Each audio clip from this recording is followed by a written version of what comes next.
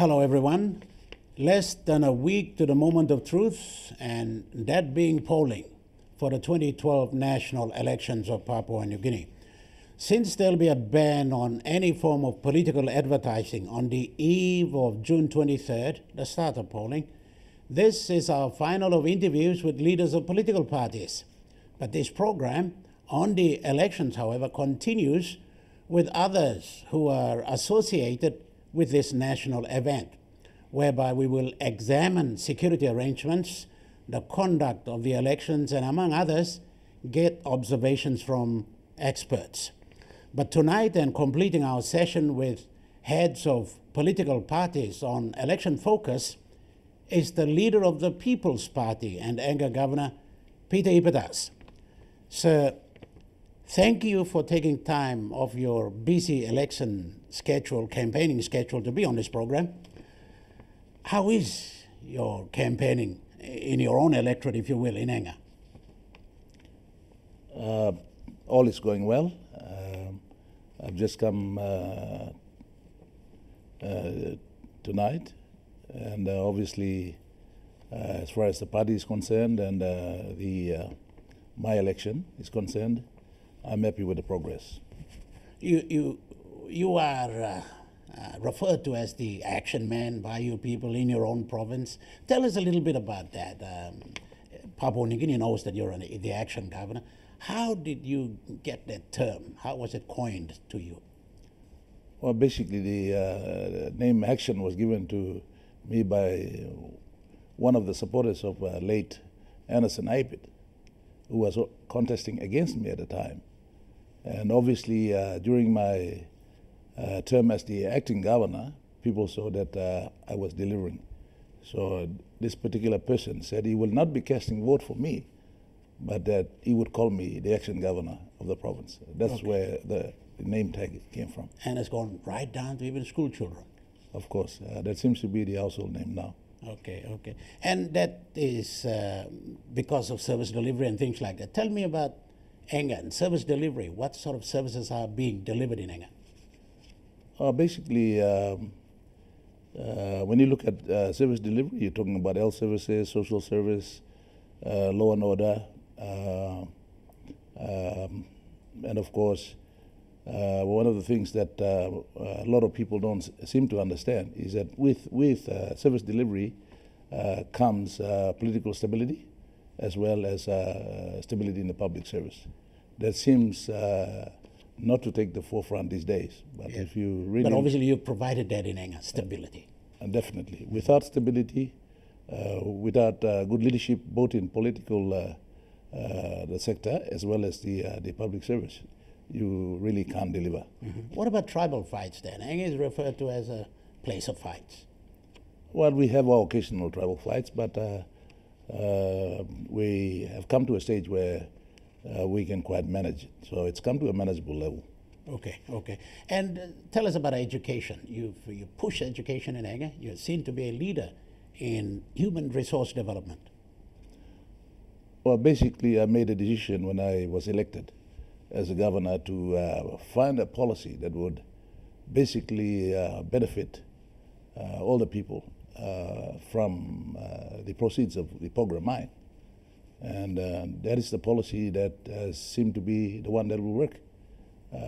Obviously, to make sure that benefits trickle to families, as well as when you looked at the status that we, as a people of Enga, we were the last province to have been declared a province, and of course, being at the end of the highway, we also last.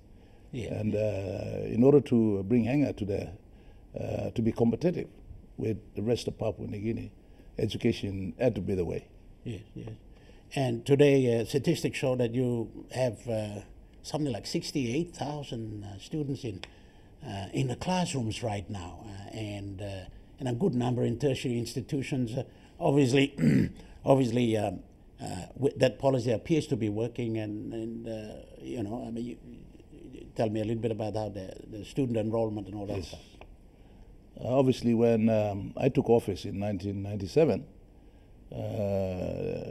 the student numbers totaled 10,000 and less. But last year's figures show that we have 160,000 Engan students or children studying In the classrooms now. in the classroom. How much money are you spending to educate the Enga children? Well, since I took office, you're looking at the Enga provincial government spending more than 150 million on education. That's in the last 15 years. That's in the last 15 years. That is for school fees, subsidies, as well as infrastructure development. And what about the Ipatas Foundation and the Enga Children's Fund that comes into that and the board that's managing it? Tell us a little bit about that. Well, what I've done is to look at how we will be sustaining the education policy after the program Goldmine. And so in 1998, I started to establish the Enga Children's Fund, which is now the investment company for the future generation. And more recently, I have established the Ipatas Foundation that has a role of managing the school fee subsidies. Okay. So that's the And what's the value of that to this point?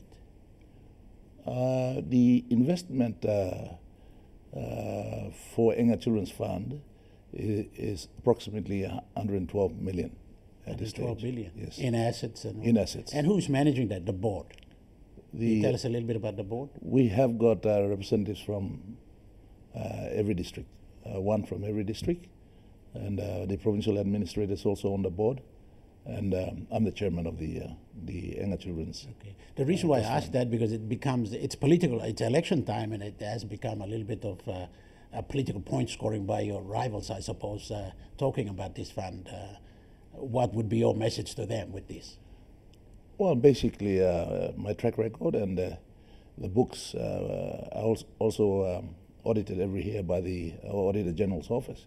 This is a public institution. Yes, yes. So obviously, politicians have a right to say whatever they want, but the facts speak for itself. Yeah. You've also gone further than community school, high school. You brought in a teacher's college, you've taken an IBS, and you're talking about a full-fledged university. Tell us a bit about that.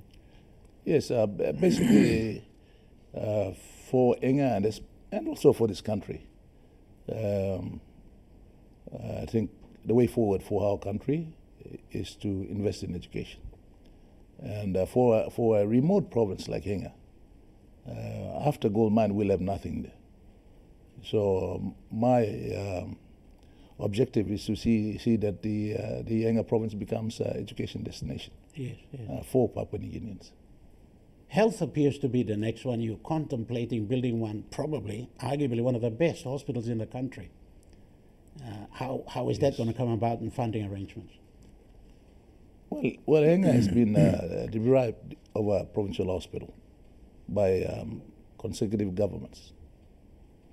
And so the provincial government has now taken an initiative to design a 150-bed hospital.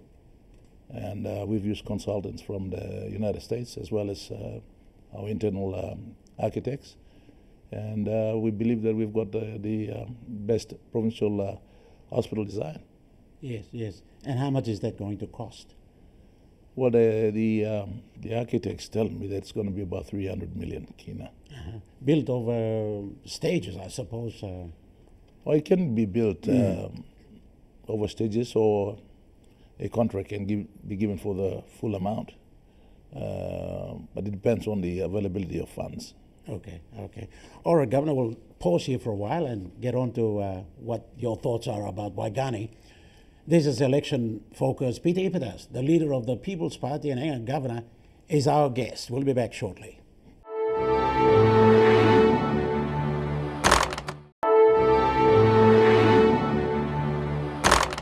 You're back to Election Focus. The leader of the People's Party and Enga Governor Peter Ipatas is our guest in this edition, sir. You were talking about the kind of developments you have initiated for Enga Province. You are at the end a national MP, representing your people in the national parliament. How have you seen governments over this time operated at Waigani for Ranga and for Papua New Guinea? My own honest opinion is that we have had consecutive governments in place who have not been able to deliver for this country. And as a national MP, you'll see from on record that I've been dissatisfied with the way service delivery has taken place over the years. Service delivery in terms of what? Roads and bridges? What sort of service? Leadership? What is it? Well, what I see at a national level is the fact that the national governments over time have not been people-focused. As governor, I haven't seen enough resource being sent to the provinces. We haven't had any assistance from the national departments, the national ministries, in terms of trying to assist provinces and districts to deliver. And the kind of money that they are sending to the provinces is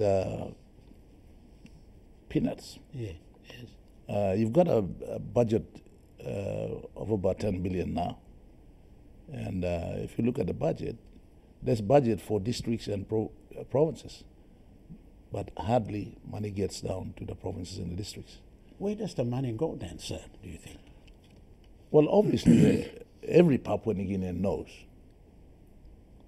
All the members of parliament know that there is a high level of corruption. And this has to be fixed. Yes, yes. Corruption is a term that's being, I guess, used loosely right now. Corruption in what? People taking money, people squandering it, misusing it. What do they do with all this money? It seems to be a lot of money. Well, there's a lot of different forms of corruption. You can see a lot of Papua New Guineans ourselves pretending to be businessmen, pretending to be contractors. People are awarded contracts. In any country, you will see that most contractors are not paid 100%, and this is abnormal. In this country, you see departments making 100% payment before even work starts, and sometimes, or most times, works don't get done At all. at all. Uh-huh. And it is common knowledge that there is a high level of the politicians, the departmental heads, public servants or bureaucrats, all colluding Yeah, yeah. to steal from our small Collaborate people. to steal. Yeah. From our small people. That's how we can see service delivery. And we need leaders to step up and say, look, enough is enough. And because I've been serving in the province and having had to become a beggar to get services down to my province, I'm a frustrated person. I'm a frustrated leader who would like to see more service delivery in my province. And I see that the level of corruption, the level of nepotism at the national level has to be addressed. Yes, yes. And obviously, of course, you are aspiring, you want to become Prime Minister. We'll talk about that later in the program. But the other point I want to touch is what's happened at Waigani, what's happened at Parliament, what's happened at the courts. You are seen to be on this side with the Grand Chief Sir Michael Samare fighting against or arguing against Peter O'Neill and Beldanama on that side. What do you believe is being done and done wrongly by the O'Neill-Nama camp? Well, it is obvious, I must say. I was not here on the 2nd of August. I was away in the States. When the change of government. When the change of government took place. But all along, we all know that this was unconstitutional. Politicians decided to just take the law into their own hands, and that is dangerous. If you look at African states which have failed, they failed because we didn't respect the rule of law. In this instant, we all know that there was no provision for any change of Prime Minister. Yeah, the Supreme Court did come down with that twice. Obviously. Twice, Yes, yeah. obviously. Yeah, yeah. Obviously. So this is all about trying to be in power. It's a power play. But we can't play politics outside the arena. Politics must be played within the arena, within the laws. We can't go outside. We can't go and impeach onto the judiciary. And I think at this point in time, I would think that the parliament has overplayed its role. Okay. And in doing so, a number of Papua New Guineans at the receiving end, if you will, not only politicians dividing themselves, but the Chief Justice and also Fred Lacasa was being seen to be the other police commissioner. Both of them are from your province. Is that got something to do with your stand on this issue? Well, obviously not. I had nothing to do with the appointment of the CJ. No. He was appointed on his own merit. It's for the legal fraternity to tell us whether he is doing his job efficiently as a CJ or not. But he's from my province. And at this point in time, I can tell you that I'm proud of the man. I am proud. Obviously, people who are seeing it from the outside have got their own views. But we need people, we need elites like him to do the right thing and protect the interest of the public and the interest of the country. And your comments on Mr. Yakasa, sorry.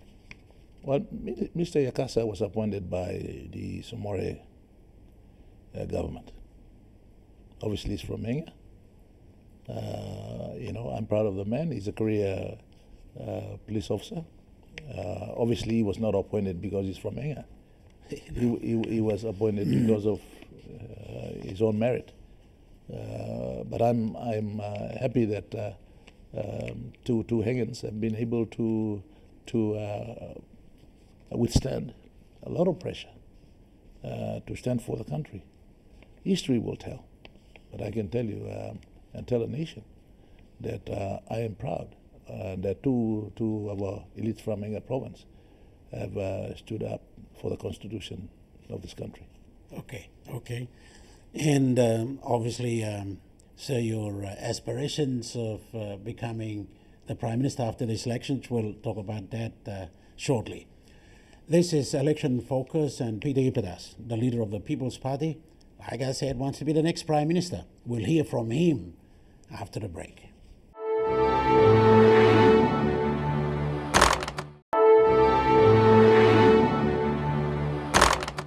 You are back to Election Focus.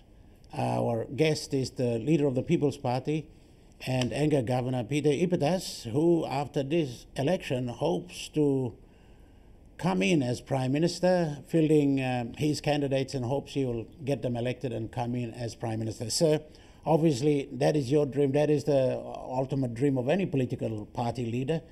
How do you think you'll fare in this election? Well, obviously it's up to the people. But like you rightly said, all politicians, especially leaders of political parties, want to lead government. And so I also want to be given the opportunity to lead this country. And of course, it's up to the people. I put my hands up because, as I said earlier, there is a lot of things wrong with this country. If the people feel that things are wrong in this country, this is the time for the people to make the right choices and the right decisions. Now, a lot of the leaders of political parties have been in Waigani as ministers, as deputy prime ministers and prime ministers. So obviously, if there is anything wrong, then they've been part and parcel of those decision-making processes. I'm fresh. I've been governor of Enga province for the last 15 years, and before that, another 18 years as council president. And obviously, I've got a track record of delivering service and providing leadership. I've been head of local government for 18 years. I've been head of the provincial government for 15 years. And I think I am ready to take on the challenge of leading the country. Okay. But more importantly, it is now time for the people of this country, if they feel that there is things that are wrong with this country and the way it has been managed and led, this is the opportunity. So I am giving the people of this country,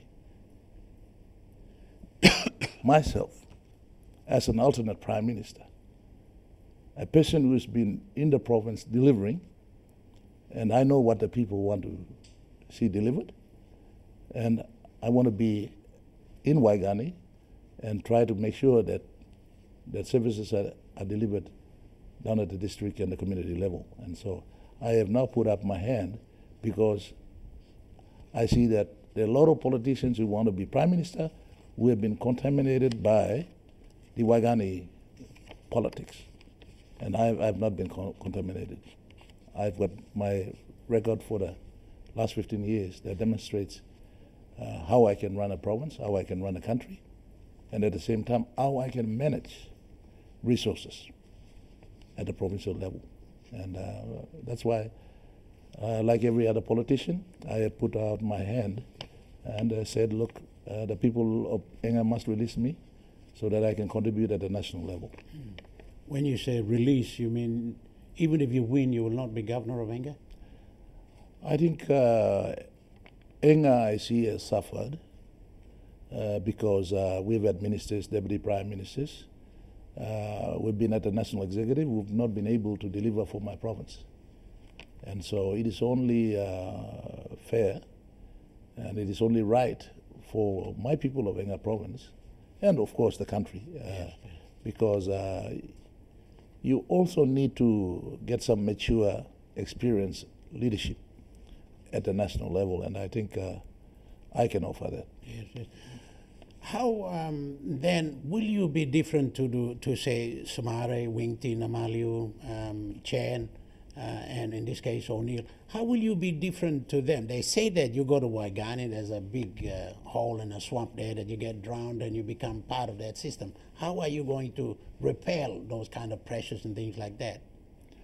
Well, I've been governor for 15 years. At the same time, I represented the province as the provincial member in parliament. But I've never lost my contact with the people. I've never lost contact with the community. I still live in my village.